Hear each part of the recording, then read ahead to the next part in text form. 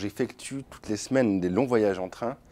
Alors j'ai mes habitudes chez un petit libraire indépendant qui me connaît bien et donc qui me recommande des livres. Et là, je savais pas trop, j'étais pas arrêté sur un titre en particulier.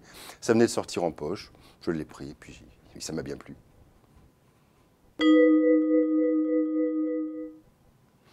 Alors on suit pendant 10 ans, de 2000 à 2009, la trajectoire d'un personnage, un anti-héros, comme Ian McEwan aime les faire. Un quinquagénaire qui a eu un prix Nobel de physique et qui depuis lors vit sur cette renommée, cet instant de gloire.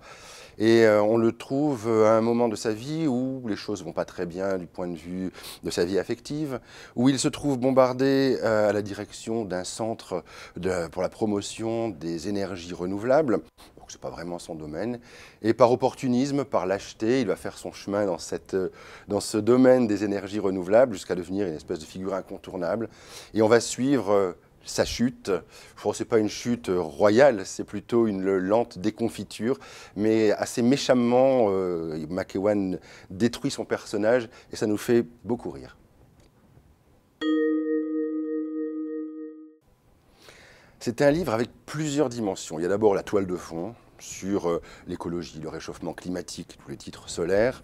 C'est un prétexte pour dresser un portrait assez cinglant du milieu de la recherche, avec ses petites compromissions, ses grandes lâchetés, ses copinages, voilà, toutes ces magouilles, ces tripatouillages plus ou moins secrets. Donc ça, c'est la toile de fond, c'est pas l'essentiel. L'essentiel, c'est vraiment le personnage auquel on s'intéresse. Pendant les 400 pages, on suit cette histoire avec beaucoup d'intérêt, parce qu'on voit cette figure se battre contre elle-même, contre les autres, mais finalement, rien ne va vraiment dans le bon sens. On voit son appartement qui part, une espèce de cloaque, une espèce de figure dans son lieu d'habitat, de son état moral et psychologique. On voit ses relations affectives un peu bricolées, un peu comme ça, qu'il essaie de conduire comme il peut. Son physique qui se dégrade de période en période, on voit les poids supplémentaires, les douleurs qui arrivent comme ça.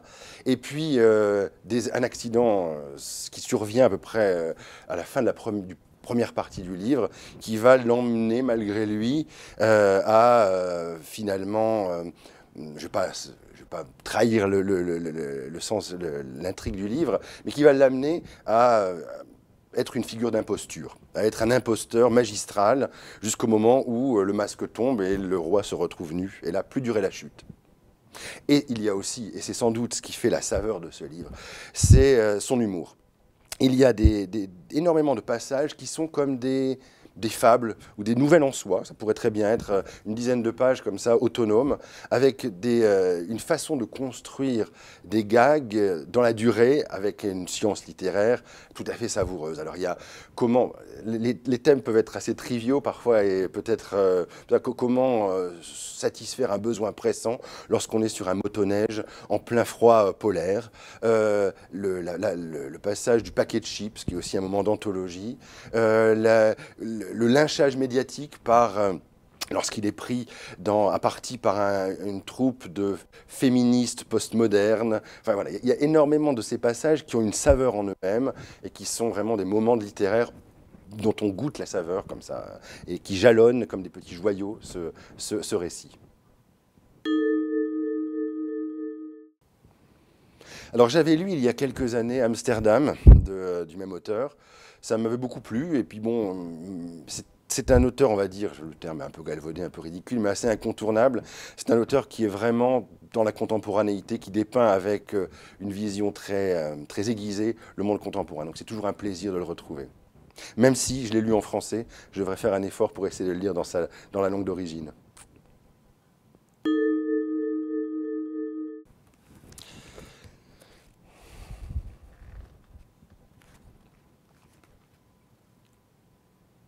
Le personnage est dans le train, il se délecte à l'idée de manger les chips qu'il a achetés avant d'embarquer, et son compagnon de voyage se sert impunément dans son paquet. À cet instant précis, levant les yeux, il vit que son compagnon de voyage, penché en avant, le dévisageait toujours bizarrement, les coudes sur la table. peut-être une parodie délibérée. Puis, laissant tomber son avant-bras tel une grue vers le sachet, le jeune homme s'empara d'une chips, peut-être la plus grande de toutes, la considéra pendant une seconde ou deux, puis la mangea, non pas avec la méticulosité de Beard, mais en mastiquant avec insolence, lèvres entr'ouvertes, de sorte qu'on voyait la chips réduite en bouillie sur sa langue, le tout sans scier. Et cet acte était si flagrant, si peu orthodoxe, que même Beard, pourtant capable d'originalité, sinon comment aurait-il remporté le Nobel, ne put que se figer sur son siège, sous le choc, et tenter, pour sauver la face, de rester imperturbable, de ne trahir aucune émotion. Ce jeune homme avait 2 boucles d'oreilles de chaque côté.